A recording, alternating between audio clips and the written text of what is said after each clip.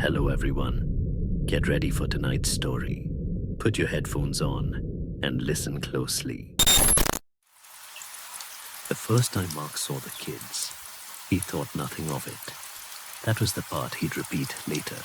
When people asked him when things started feeling wrong, he'd always say the same thing. At first, it didn't feel wrong at all.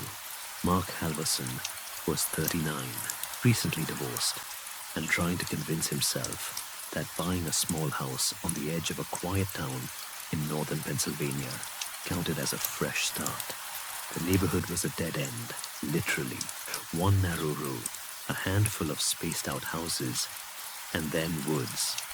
Thick old woods that stretched for miles and weren't officially part of any development.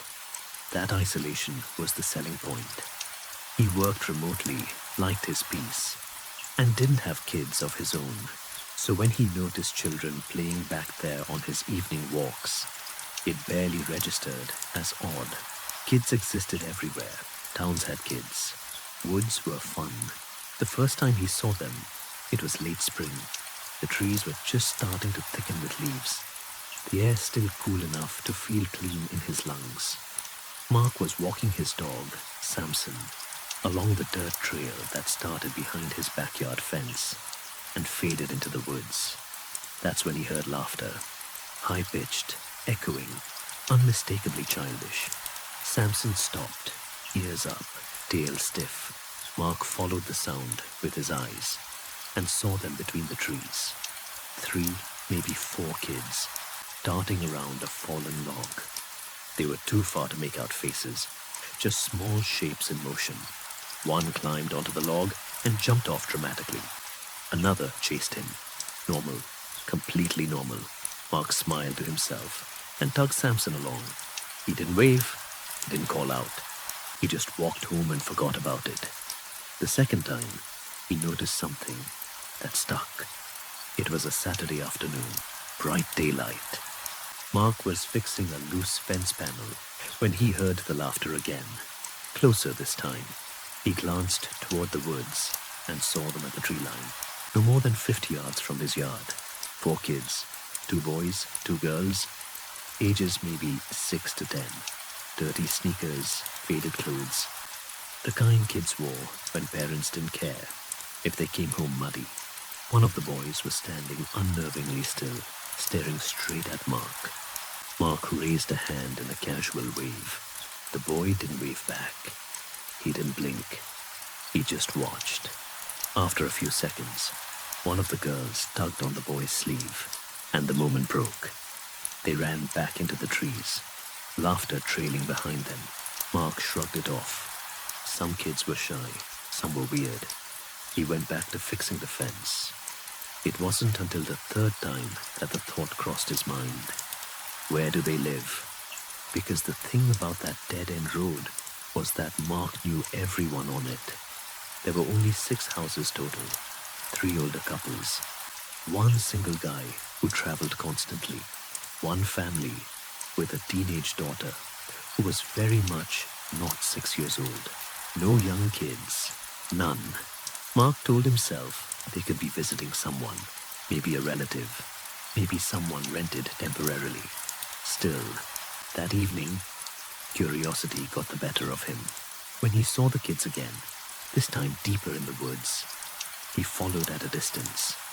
He didn't announce himself. He didn't want to scare them.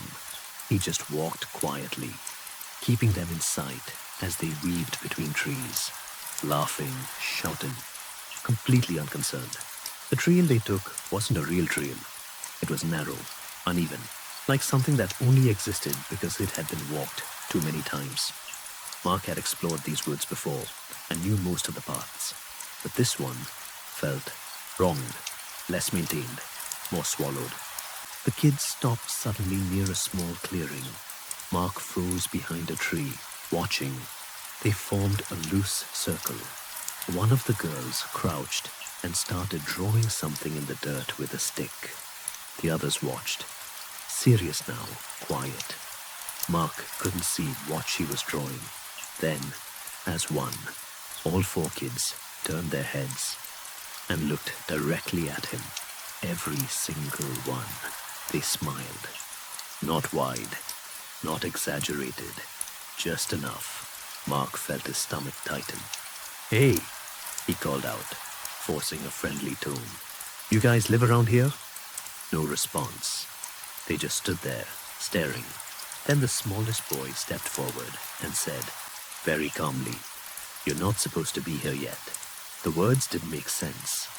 The delivery was flat, practiced. Mark opened his mouth to respond, but before he could say anything, the kids bolted. They ran past him, splitting on either side, disappearing into the trees with impossible speed. Mark stood there alone in the clearing, heart racing, listening to the woods settle back into silence. He didn't follow them again. That night, he barely slept. He kept replaying the boy's voice in his head, not the words themselves, but the certainty behind them, like he'd read a line he'd been waiting to deliver. The next morning, Mark did something he hadn't planned to do at all. He knocked on his neighbor's door. It was an older woman named Ruth who had lived there for decades. She was polite, sharp-eyed, and didn't waste time on small talk. "Have you seen kids playing in the woods?" Mark asked, trying to sound casual. Ruth's face changed immediately. "Why do you ask?" she said. Mark hesitated. "I've seen them a few times, just wondering who they belong to." Ruth didn't answer right away. She glanced past him, toward the tree line behind his house. "No," she said finally. "No one lives back there."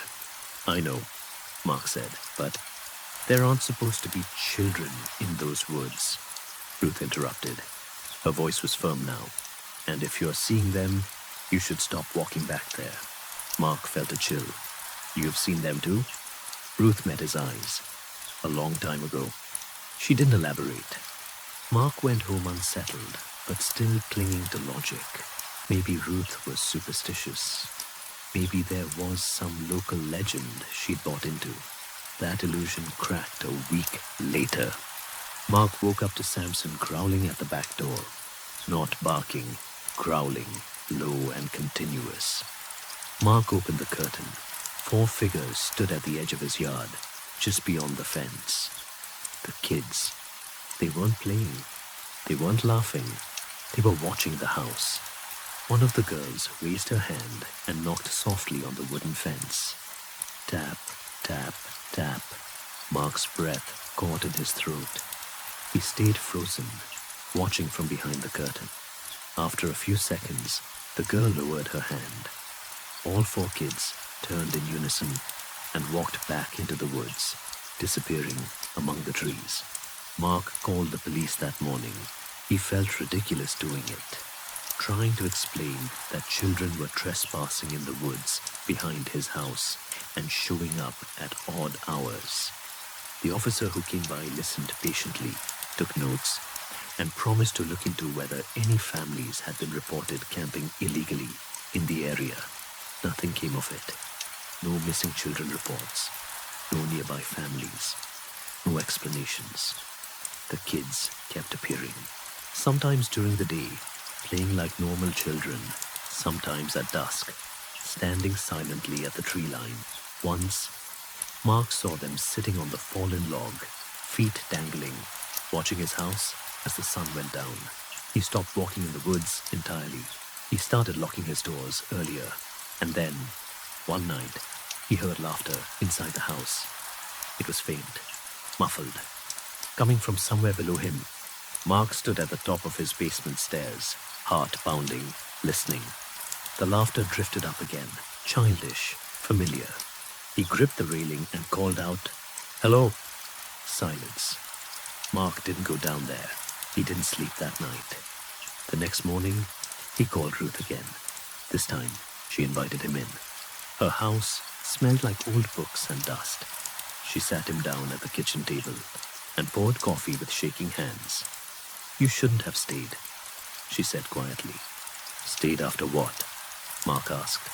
Ruth stared into her cup. "After they noticed you." She told him about the fire.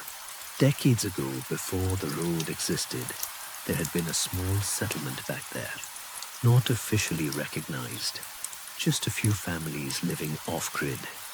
Kids, parents, makeshift homes. One winter, a fire started. No one knew how. By the time help arrived, it was too late. 4 children died. Their bodies were never recovered. The fire burned too hot, too fast.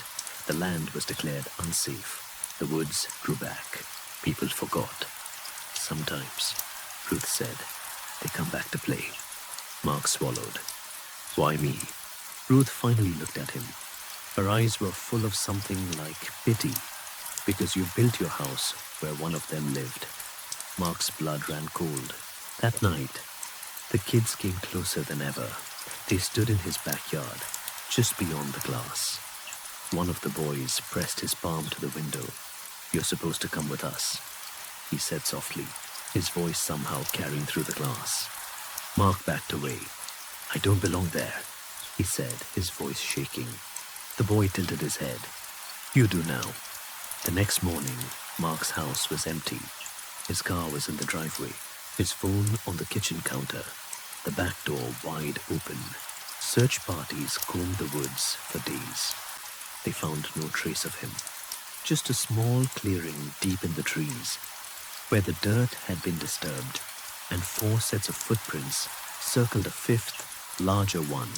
And sometimes, if you walk those woods at dusk, you can still hear children laughing. 5 voices now. Before you go, think about this. If you moved somewhere quiet and started seeing children playing where no one should live, would you investigate? Or would you leave before they noticed you too? Let me know in the comments. And if you think Mark was ever meant to escape,